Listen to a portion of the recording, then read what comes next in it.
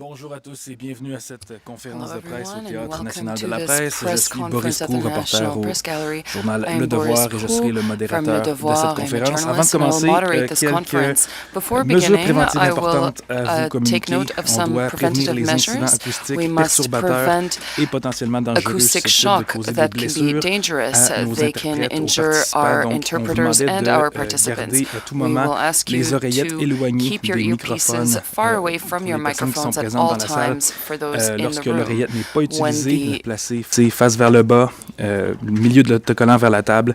Veuillez consulter les cartes pour connaître les lignes directrices sur la prévention des incidents acoustiques. Soit à la maison, aussi utiliser les microphones homologués si possible. Ces mesures sont en place pour protéger la santé et la sécurité de tous les participants, y compris les interprètes, pour que nous puissions exercer nos activités sans interruption. Donc voilà le petit texte qu'on doit lire désormais. Donc, hello, and thank you for being there for the press conference. We have today Arjit Sajan, Minister, President of the King's Privy Council of Canada, Minister of Emergency Preparedness. We have also Minister Stephen Guilbeault, Ministre de l'Environnement et du Changement climatique du Canada, Jonathan Wilkinson, Minister of Energy and Natural Resources, and Cherry Romanado, Parliamentary Secretary for the President of the King's Privy Council of Canada. On that, Minister, you have the floor. I will later on hand on the mic for questions here in the room. Et nous allons ensuite aller sur Zoom pour les questions des journalistes. So, Ministers, it's yours. Good morning. Today, we're here to update Canadians on the upcoming wildfire season. Avant de commencer, je voudrais reconnaître que nous sommes réunis sur le territoire traditionnel non cédé de la nation Algonquin Anishinaabe. I would also like to remind everyone that it is Emergency Preparedness Week this week, and the theme is Be Prepared, Know Your Risks. We want to highlight the importance of being prepared for disasters to all Canadians. La première étape, c'est de s'informer sur les risques possibles au sein de votre communauté et d'en prendre plus sur les mesures pour limiter les risques et vous protéger, vous et votre famille. As we all know, last season was the worst wildfire season on record, but it could have been so much worse without the hard work and sacrifices of firefighters all across this country. Davantage de communautés et de familles auraient pu toutes perdre sans les efforts qui ont déployé tout au long de la saison pour maîtriser les incendies et aider aux évacuations. Je tiens à exprimer une nouvelle fois ma gratitude et celle de nos gouvernements pour tout ce que vous faites alors que nous nous apprêtons à vivre un nouvel été qui pourrait s'avérer difficile. I'd like to now turn it over to Minister Sajan to provide us with his updates. Merci. Good morning, everyone, and thank you, Sherry. Thank you for joining us for today's update on the wildfire situation in Canada. But before I begin, I just want to say congratulations to the Vancouver Canucks win last night. My condolences to my colleagues who are supporting Edmonton. But at the same time, it's great to see two Canadian teams in the playoffs. So first, and I also want to just take this opportunity to thank all the firefighters and the public safety personnel for their incredible work to keep all Canadians safe. A month ago, we warned Canadians to expect another bad wildfire season this year, and we urge everyone to be prepared. I can say that to date, there are 87 wildfires burning, and 6 are burning out of control. Approximately 1.47 million hectares have been burned so far, and right now, wildfires are active in the following areas. So key areas of concern include BC Interior, northeastern BC, which have high combustible material, northern Alberta, with several small and out-of-control fires. Southern Northwest territories are entering a drier period post-thaw. Now, despite these risks, air quality remains high nationwide, and also a rapid warming trend next week is expected to worsen conditions in these high-risk areas, necessitating close situational awareness and vigilant monitoring of weather patterns and regional reports. And as of today, the Canadian Interagency Forest Fire Centre, the national preparedness level remains at level 1. Despite the situation in Western Canada, we remain hopeful for other regions in the country. Now, many areas have been fortunate to see heavy rain. If these weather patterns continue, other regions in Canada may not have the severe wildfire season that we had last year. However, that being said, thunderstorms can increase the risk of fire activity. So again, I urge all Canadians to begin preparations. Climate change is here, and it is real, regardless of what Pierre Poilievre might say. It is on our doorsteps, impacting our lives and livelihoods and threatening our communities. It is also costly. Climate-related impacts are now costing average Canadian households $720 per year today, and if left unchecked, it could increase to approximately $2,000 per year by 2050. In 2023, Canada's severe weather caused over $3.1 billion in insured damages. Now, you may hear Pierre Poilievre and his Conservative politicians downplay this reality and dismiss the science. What you will not hear from them is a plan to do the work to protect Canadians and tackle the real threat of climate change. Now, Canadians deserve and want a government that will tackle climate change and not leave the fight to its children or grandkids. And also, as I've already mentioned, this week is Emergency Preparedness Week. The theme is Be Prepared, Know Your Risks. When it comes to wildfires, the most important thing we can do is prevent through awareness and education. I encourage all Canadians to check out the Fire Smart program online. It can help you protect your home and community. For additional information, Canadians can also check out the wildfire pages on canada.ca for updates and access to government services. The reality of wildfires and climate change is especially dramatic in First Nations communities all across the country. 80% of the communities are at a risk of wildfires. And it is crucial we work in collaboration with them and support their self-determination because they know what's best for what they need.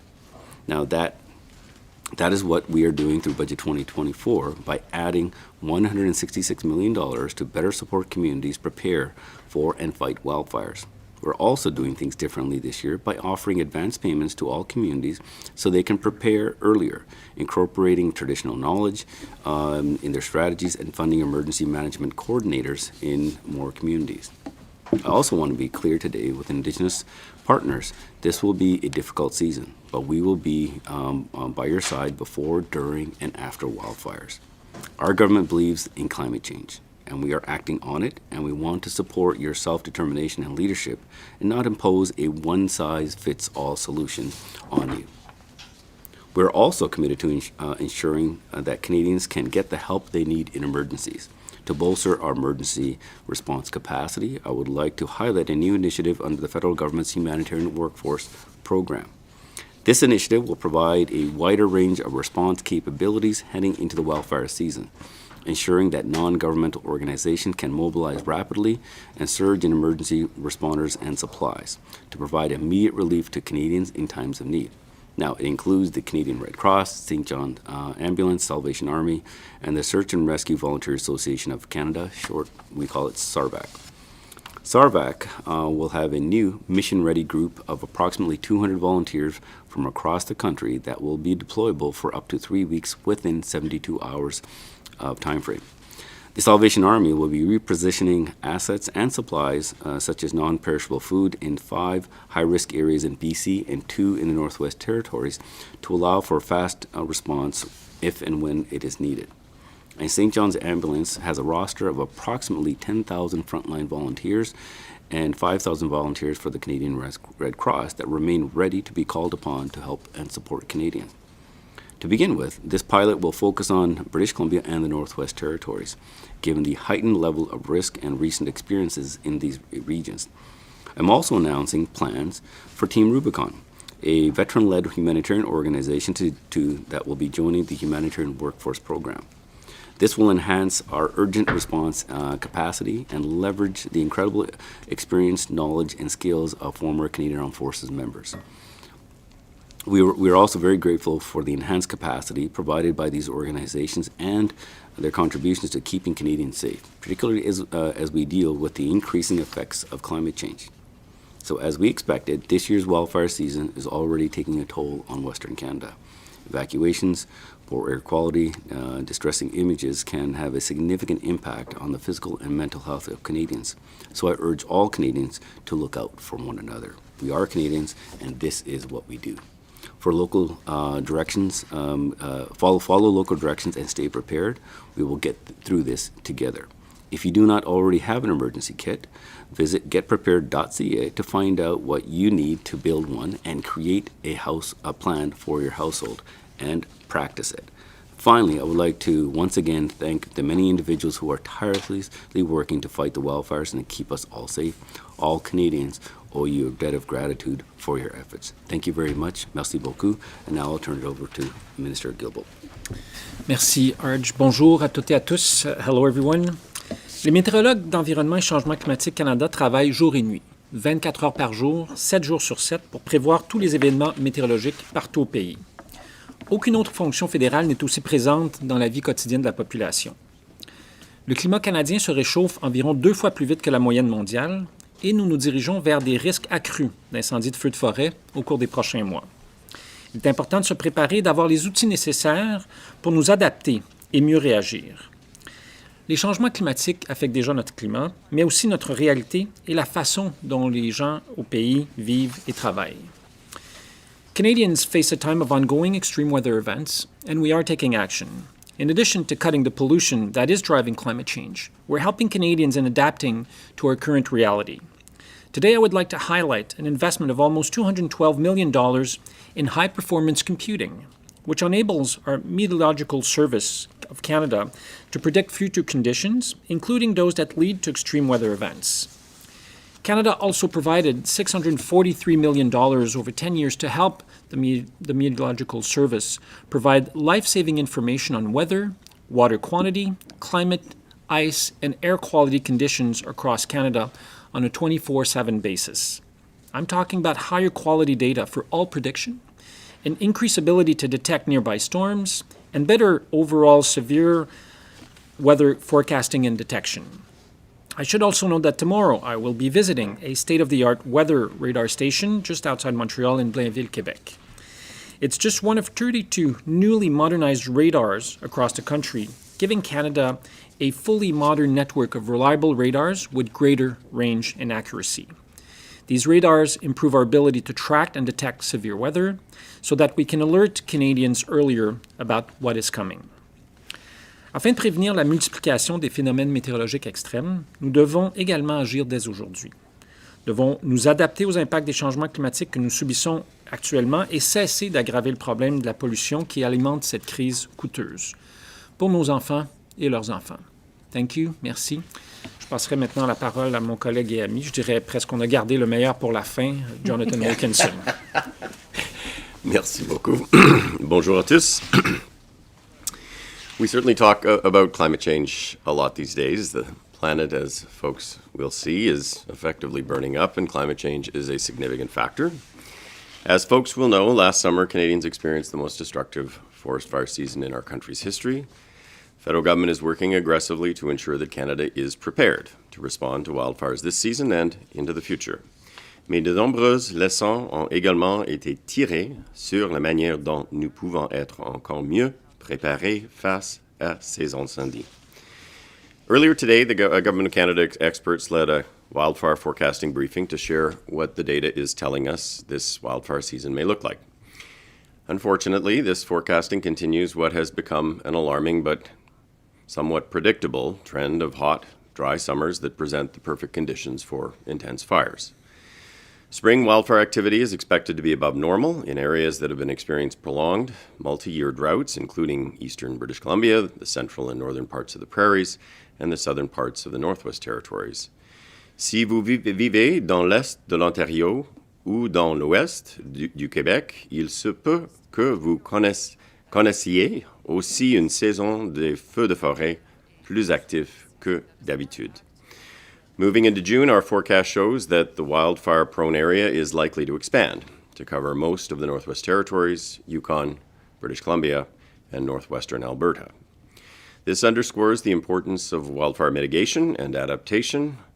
This government has made significant and long-term investments since 2015. I would just highlight a few of those investments. Last year, We announced and then we fast-tracked agreements with provinces and territories to deliver over $250 million in equipment, which is supporting procurement of life-saving equipment and personnel for the 2024 season.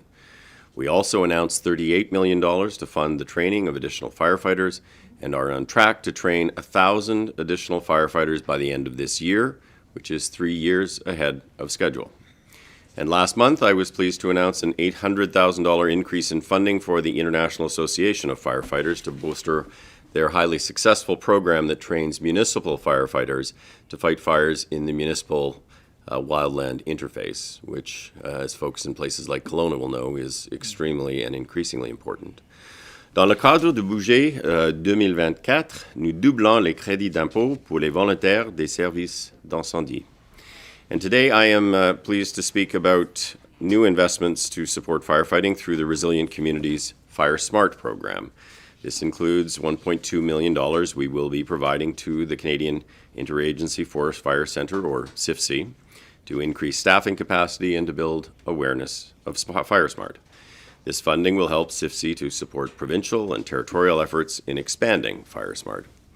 As many folks will know, Fire Smart is CIFC's national program that provides information and resources to the public to prevent, manage, and fight wildfires. Its campaigns help to protect homes across the country from fires and educate the public about the shared role that governments and communities play in stopping their spread. Additional federal funding beyond the funding being announced today will be delivered on a cost-share agreements basis to increase Fire Smart's reach in partnership with provinces and territories. Several such agreements are presently under negotiation. More information on these agreements will follow in the coming weeks.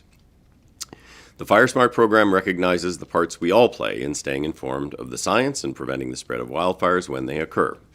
As a federal government that values science and is committed to supporting communities, we are there to provide supports where they are needed and when they are needed. Wildfires have always occurred across this country. What is new is their frequency and their intensity. And the science is clear. The root cause of this fact is climate change, human-caused climate change. That is why Canada has one of the most comprehensive climate plans in the world, and why we are continuing to move forward on it every day. Certainly, government's most important priority must be to protect Canadians' lives and livelihoods. And increasingly, this starts with accepting the scientific reality of climate change and taking thoughtful, impactful action to address it.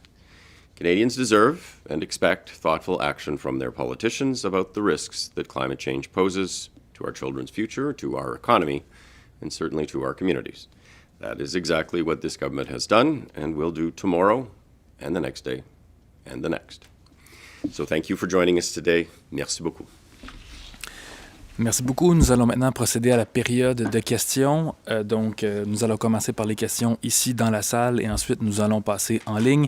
Si vous êtes sur Zoom, s'il vous plaît, utilisez la fonction « Lever la main » pour que je puisse vous reconnaître.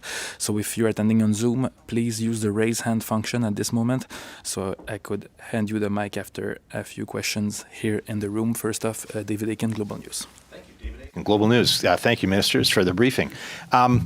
It's just the question, maybe I'll put this to Minister Sajjan, I think all of you talked about ways everybody's better prepared this year than last year. I think these briefings, I don't know if we had these briefings last year is one way. Can you just give me what you think is some of the most important focus? Was it coordination? Was it resources? Was it education? Can you talk about the transition leading into this wildfire season, what you see as the biggest improvements to be better prepared? It's a great question, David. I would say that probably the biggest improvement, I can't pick one in terms of from the coordination side, but the biggest one has been in how we've been learning from one another. The lessons learned, I visited almost every disaster from last year, and learning from one another to say what were those gaps and what are the efficiencies that we needed to create. Sometimes, as you know, when it comes to any type of emergencies, it's you might have the resources, but it may not be in the right place at the right time. So one of the key things that we've been focusing on is how do we change this? So our coordination is much better. In fact, actually, our officials meet quite regularly throughout the year. I, as a minister, meet with my counterparts, Indigenous leaders as well. In fact, actually, I just came from the Yukon and saw the preparation that the Yukon is doing for wildfires. It was actually quite amazing to see. If I can just share some of the knowledge, and I was telling them, I said, we need to bring this up at the next FPT meeting. Their Fire Smart program to protect Whitehorse, so their analysis was if there was a fire, they're looking at which direction it would come. So the fire break that they're creating was not just clear cutting. They took all the real silence that was provided, and what they did was they turned that into an economic business for what the wood that they're using. But they're also using those 2 billion trees that we're planting, that program as well, into their program. And what they've also done is trained more people to respond more efficiently and taking the satellite information that they get and respond very quickly to put the fires out.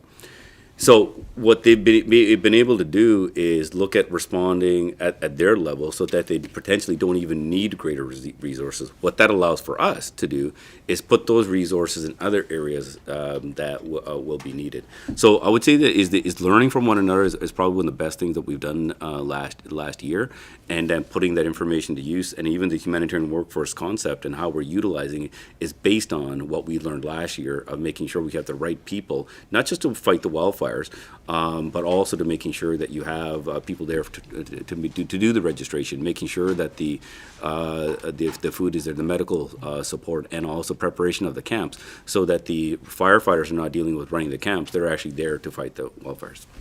If I may add, David, one of the things that the Meteorological Service of Canada is doing, there's 2 pilot projects that we've initiated since last year. One is to have the ability to communicate in real time extreme weather event information to provinces, territories, Indigenous nations, and municipalities. And the other one is on communications with the public and with various agencies across the country so that they have quick access to this information, which can be then communicated back to their public and to Canadians in general. Actually, Minister Guilbeault, it dawned on me when you were making your remarks that normally we think firefighting is sort of a low-tech business, water, axes, shovels. But you're talking about the new investment in radars and probably some supercomputing, different platforms for that. Can you just give me a little more detail about that regard? Are those new systems online this year? Is it something that's going to be coming on next year? Can you just speak a bit more about the detail of how the high-tech is being used to prepare us for wildfires? I'll certainly speak to that, and I think maybe Jonathan can talk about the other element, which is satellite detection. Basically, in the last 10 years, it's close to $1 billion that we've invested both in higher computing capacity to be able to make weather forecasts and an extreme weather event. I'll give you a very concrete example. It's not forest fire related, but Fiona.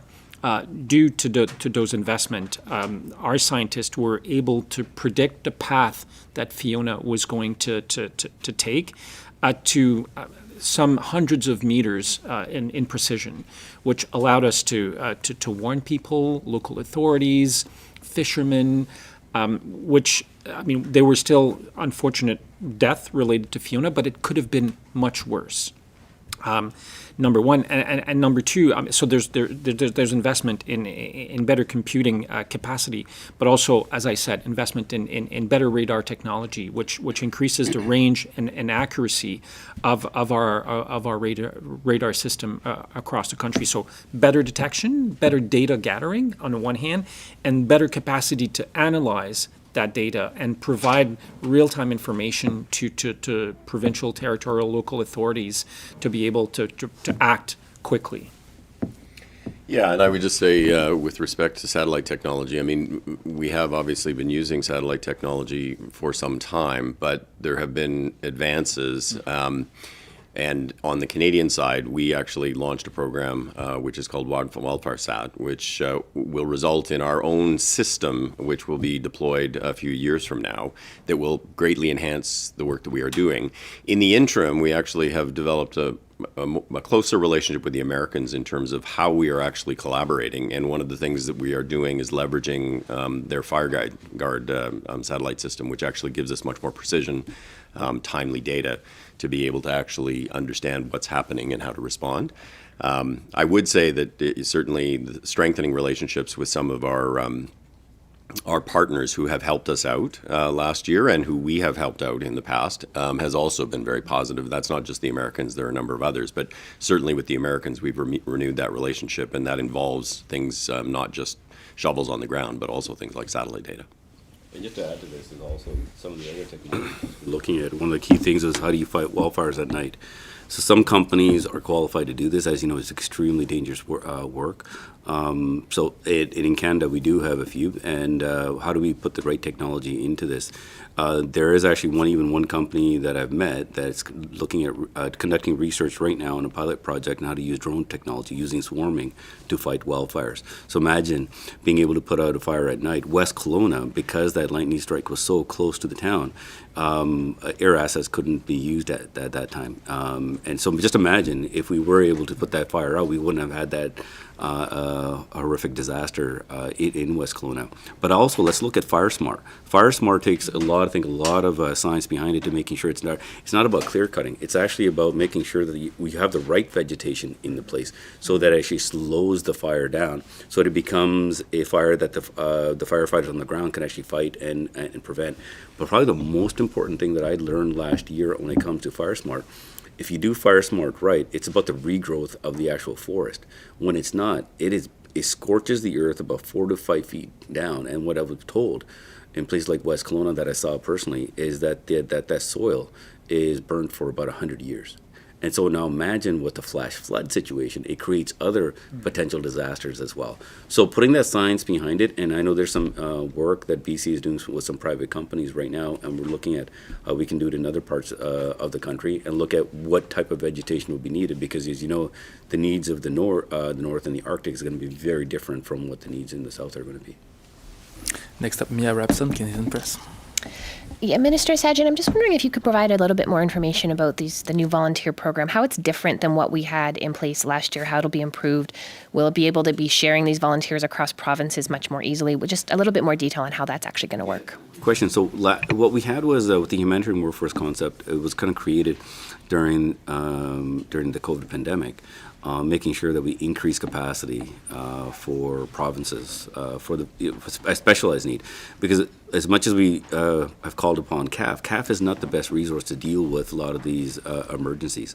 So what we've been doing is providing funding to increase the capacity of the various organizations. And what we're doing now is looking at exactly how many people are actually available, what actually skill set will they bring to the table, so that way the provinces now will have a better understanding through the Government Operations Center of if there's a certain need, here's a resource that can be applied. We know exactly who's needed. We'll actually have people from the organization working directly at the Government Operations Center. So they'll be part of the whole operational planning process.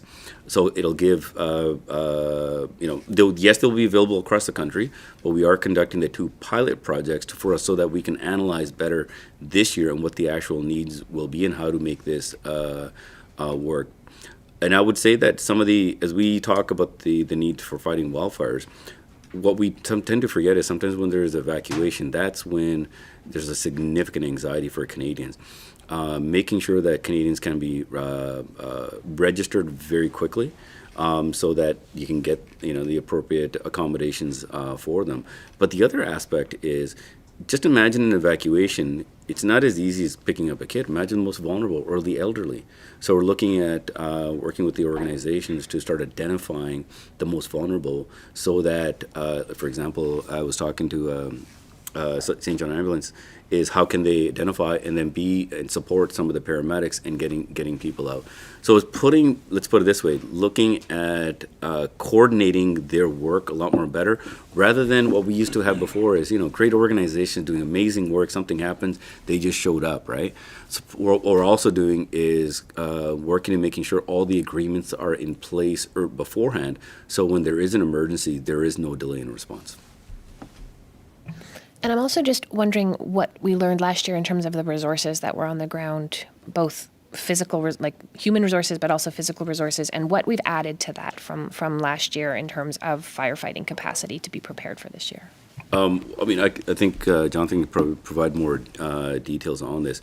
Well, it's first and foremost is when I say we have to have the right resources, the right place at the right time, that's very important. CIFC does that coordination, but the provinces have also been increasing their own capacity on what is needed. And I can tell you that the additional firefighting, increasing firefighters has been extremely important, plus in the Indigenous communities.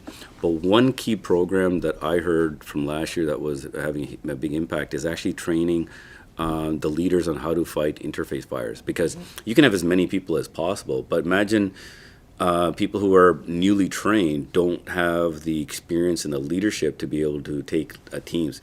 So what we did last year through Enerchem is start basically train the trainers.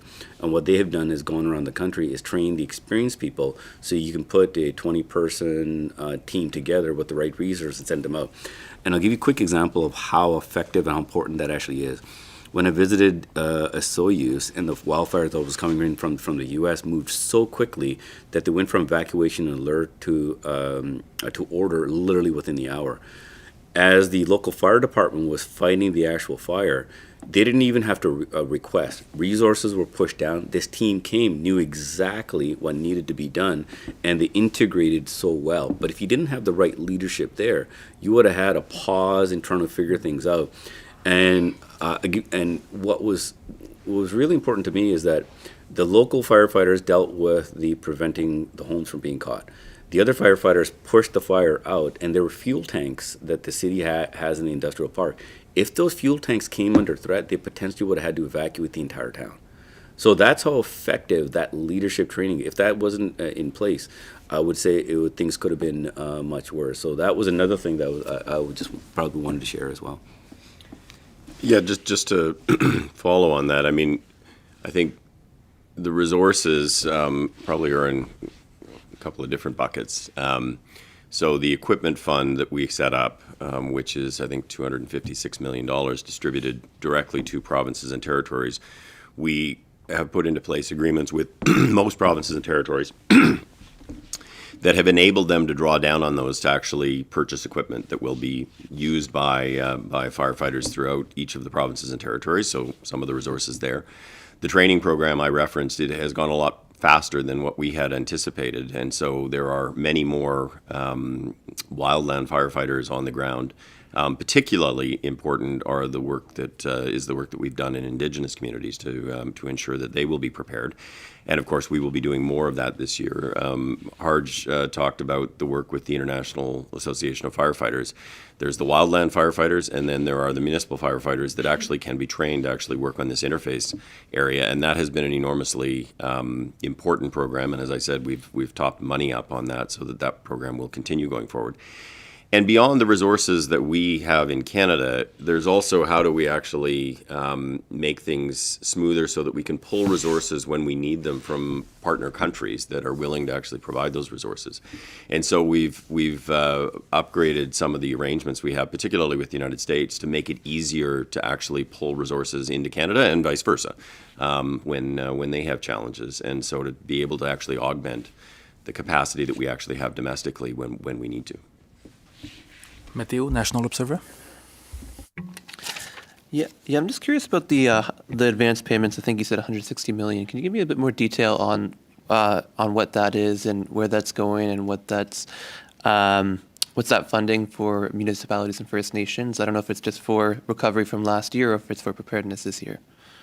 In terms of preparation. I want to go back to about 2017 first. 2017 in BC was a significant wildfire season. And again, we heard firsthand from First Nations community that their knowledge base was not being used. And we wanted to change that because not only their knowledge but their experience allows us to prevent some of those things. So one But what they didn't have was the capacity. So what we've done is actually one of the key things is funding the coordinators. For somebody within the community, so who can actually take that experience, coordinate what exactly is needed. So we're not here to say this is how you should pull in what type of resources. They're going to figure it out themselves. And they've done amazing work, for example, in the Chilcotin, and just using BC examples at the Kamloops First Nations. They also created an evacuation center. By the time that the evacuation center was open, immediately it was being filled up with evacuees. Not only the First Nations community has made it available, obviously for all the First Nations community that are within the area, they actually made it available for first responders as well. So this is about how they can work together. How can we integrate a lot of their work? So I would say that the work has started and is going well, but there's a lot more work that needs to be done.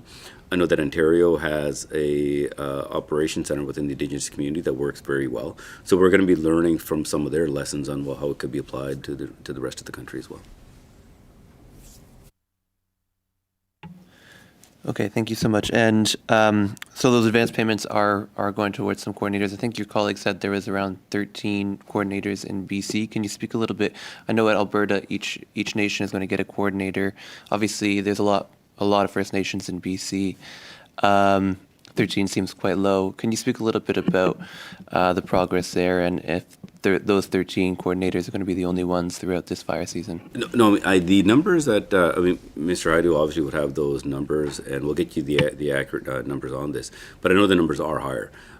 We just kind of give BC's example because one, they've been prone to a lot of wildfires, and I've been dealing with this in my previous portfolios as well.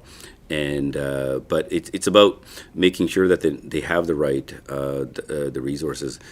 I've seen, and here's the interesting part. One thing that I heard was a lot of the leadership who are some of those coordinators were actually the folks that were in the past fighting the wildfires. So they actually have some amazing experience. So we'll make sure you do get those numbers. But one key message I want to send out is their experience has already been utilized in this and helping us not only tackle wildfires, but on the prevention side has been very important. And if I may, the advance payment go beyond just funding coordinators, and Minister Haidu's department, we will be able to provide you with those details. I've been told that we have very limited time left, so if you don't mind, keep the question a little short and answers a little short too. David, Thornton, CBC. I wanted to ask you about wildfire smoke. Does the federal government see any role or responsibility, or is anything going to change this year in tackling that, or is that just something that we can't really prevent? It's just a product of wildfires. Well, I'll start this if anybody else wants to add on to this. We saw significant issues from last year that I think because in urban areas we've seen so much smoke and it became, but keep in mind as well, the smoke has been there in rural areas for a very long time. I know that Mr. Holland, through his portfolio, is looking at putting out the appropriate alerts and making sure that we have the right, provinces have the appropriate information for putting out the alerts. And then I think what this will allow us to do is making sure that the most vulnerable population can, have the appropriate safeguards. But what I would say is that we are going to have to start looking at this a little bit in more detail. I know that the federal government I know that certain provinces have already started as well. And obviously, the best way to limit the amount of smoke is to limit forest fires, therefore being better prepared for forest fire season and learning from past years' experience, which is exactly what we're doing.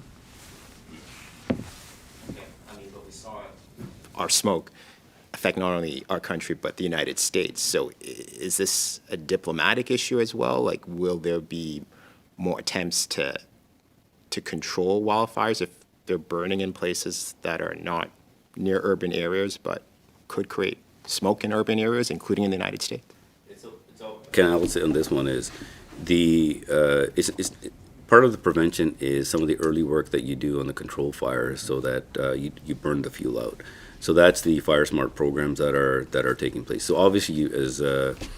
Gilbo just mentioned, is yes, you do want to prevent.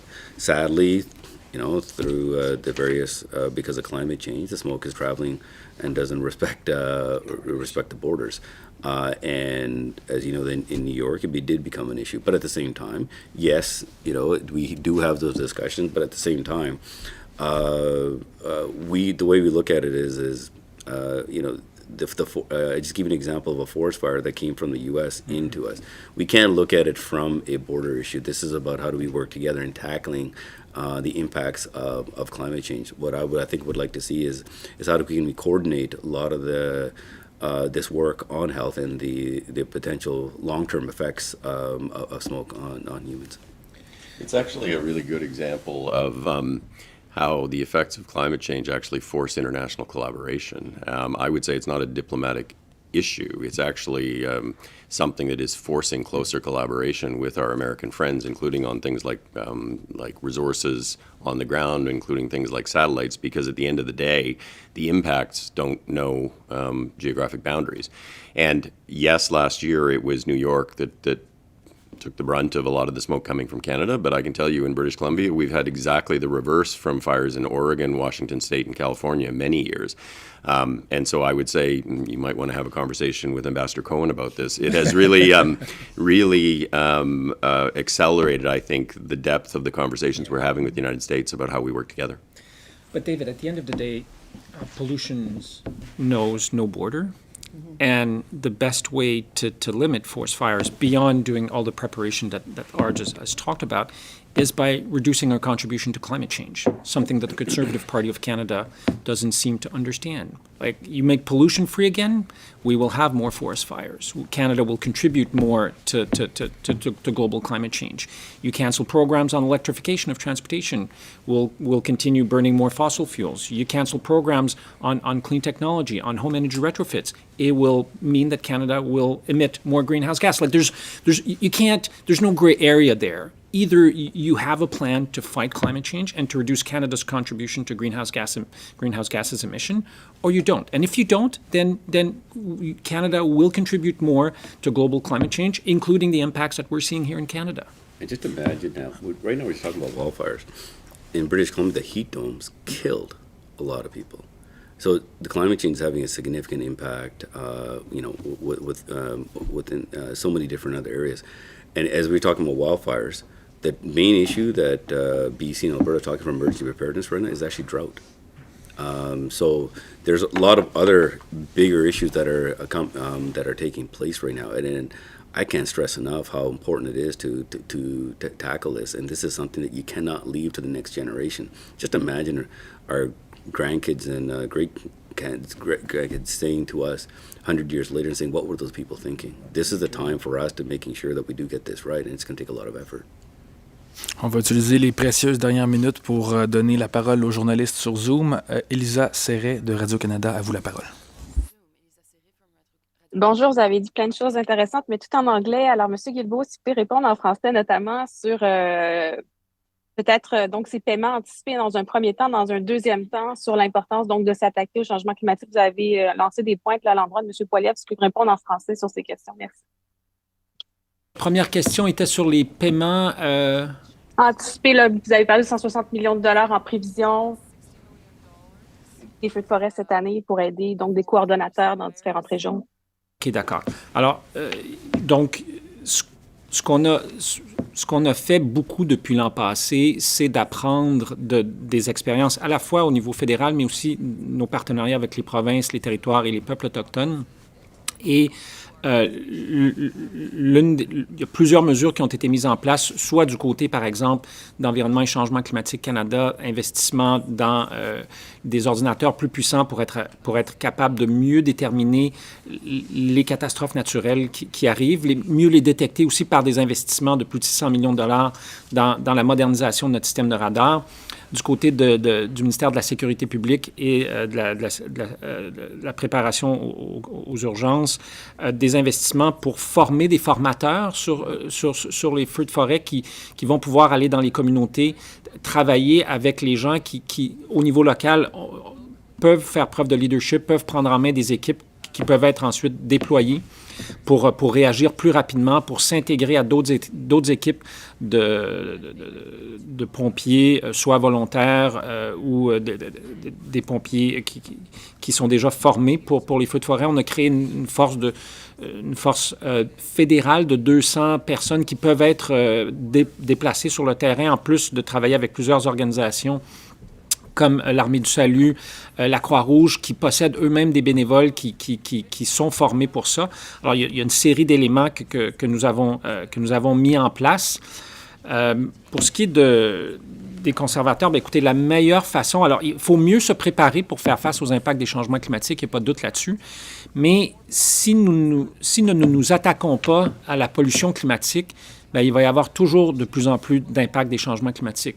Plus de feux de forêt, plus de vagues de chaleur, plus d'inondations, plus de tempêtes tropicales.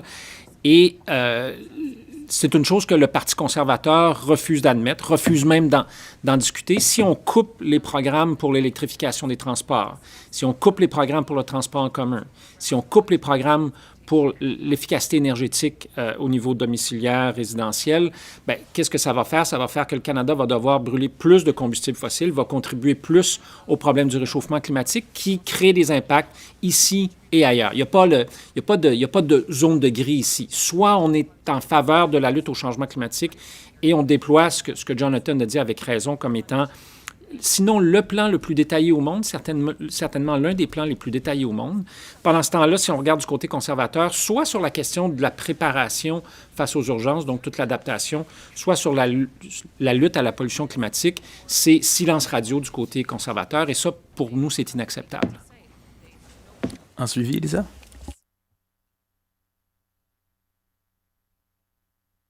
Pardon. Non, c'est excellent. Pour moi, je suis en onde dans 2 minutes. Merci. On me dit que le temps est terminé, mais il y a un média autochtone en ligne. Est-ce que vous prendriez une dernière question, peut-être d'un média autochtone qui patiente? Eric Bowling from Inuvik Drum Northern News. You have the floor. Hello. Thanks for taking my question. I'm just wondering, in regards to evacuations, since it seems as though it's more of a matter of when, not if. Last year, Yellowknife, when it was evacuated, people ended up pretty much all spread across the entirety of southern Canada, across like multiple cities.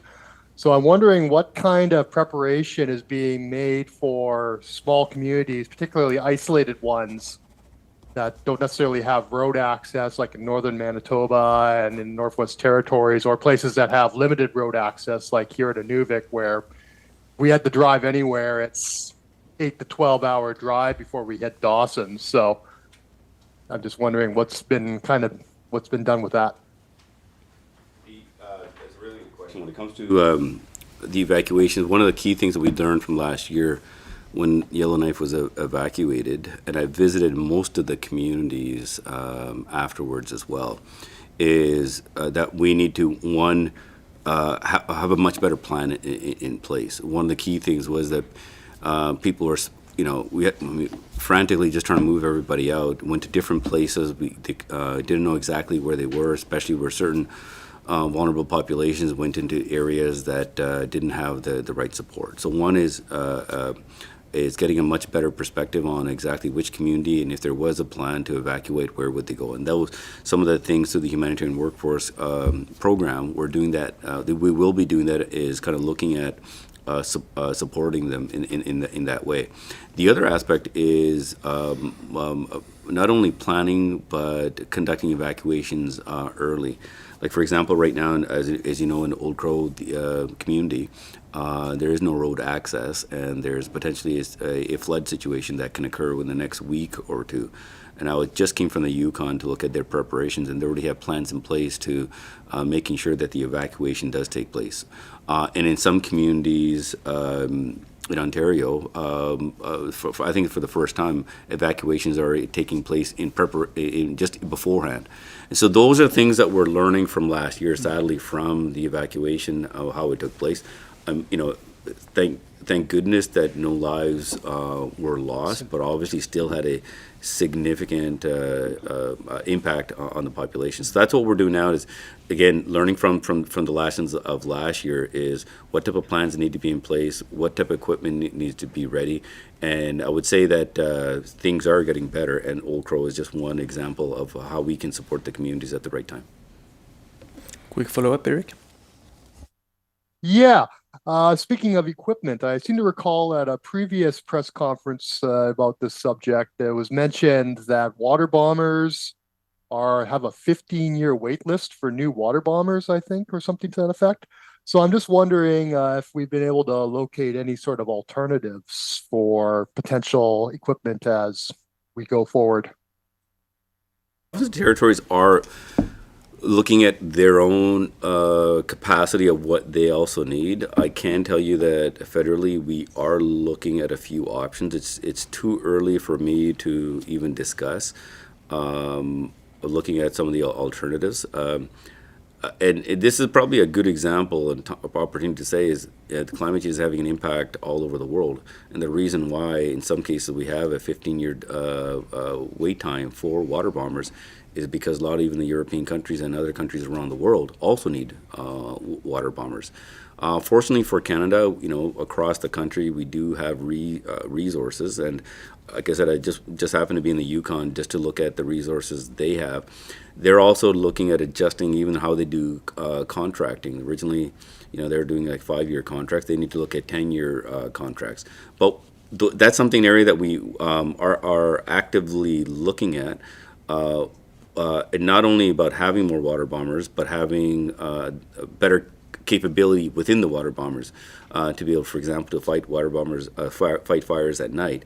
And the other keen one really want to put some more research money into is how we can use drone technology that can be utilized to fight wildfires as well. On me dit que c'est tout le temps que nous avons. Merci à tous. Ceci met un terme à cette conférence de presse. Bonne journée.